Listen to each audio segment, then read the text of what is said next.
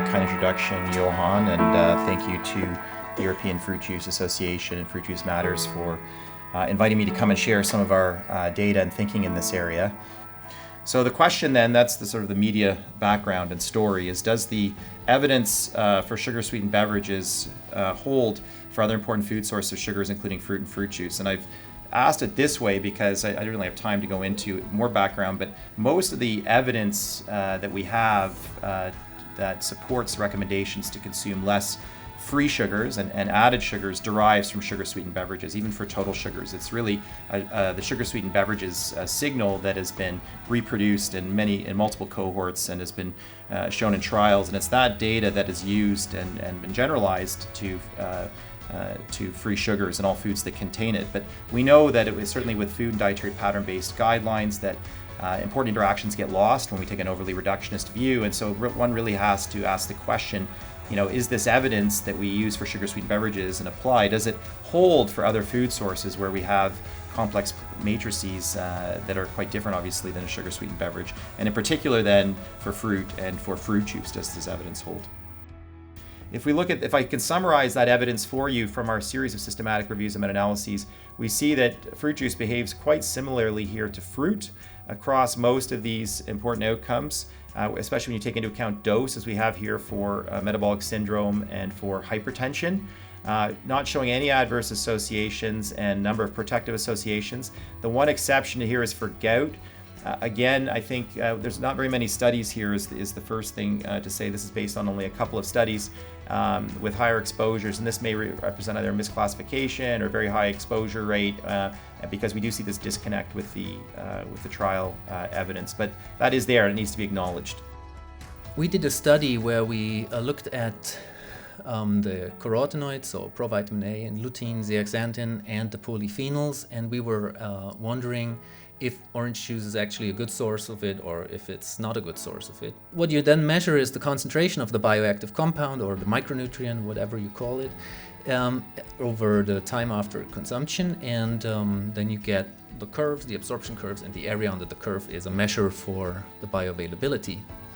So you see that the curve, when participants had consumed the orange juice, the response in our blood was significantly higher than when people had consumed the oranges. So there are several provitamin A compounds in there. This is an example of two. It was true for all of the carotenoids. It was absorbed better from orange juice. And honestly, it was not really a big surprise because dietary fibers are known to at least hamper or to slow down a little bit the absorption of fat-soluble micronutrients. So it was in line with current research. We found the same, by the way, for the other carotenoids, zeaxanthin and lutein. They are specifically deposited on our retina, on the macula lutea, where they are believed to protect us from photo and oxidative damages. So there is belief that it also prevents or at least delays the onset of age-related macular degeneration. And also these compounds were very, very bioavailable from orange juice, but more than from the fruit. First, I'd like to note, as you remember in the first few slides, there's much more hesperidin in the fruit than in the juice, but still we see that in the blood, most of the metabolites appeared at the same level, irrespective if the participants had consumed juice or fruit.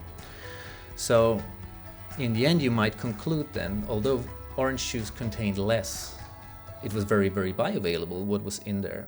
And so the form of hesperidin that is in the juice is actually very, very bioavailable. We know already from the metabolic studies and the studies presented just before that orange juice is improving the response to cardiovascular.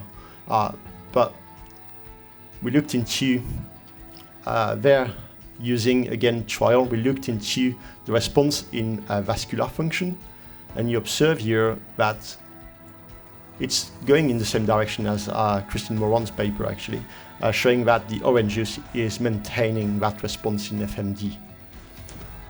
That, interestingly, was linked to improvement of the perfusion across the brain, of the vascular effect that you can see here with these red signals, essentially in the frontal gyrus, which is a place where your memories are formed and close to the hippocampus, so it's affecting all your cognitive performance.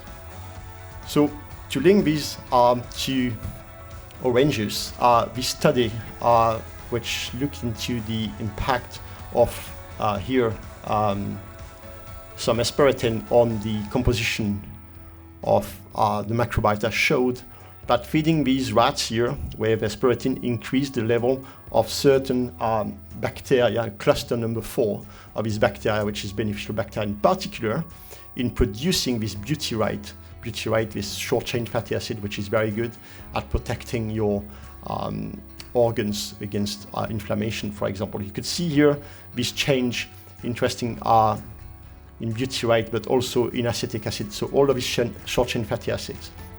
This is very important as your gut and your liver and your brain are all interconnected. It's interesting because if you switch these small bacteria in your gut, you may in fact change, on top of your short-chain fatty acid, you may also change your bile acids. And bile acids have been recently demonstrated as being actually linked to Alzheimer's disease. They showed that patients with Alzheimer's disease progression at different stages had different concentration of bile acids in the brain, but also in total circulation.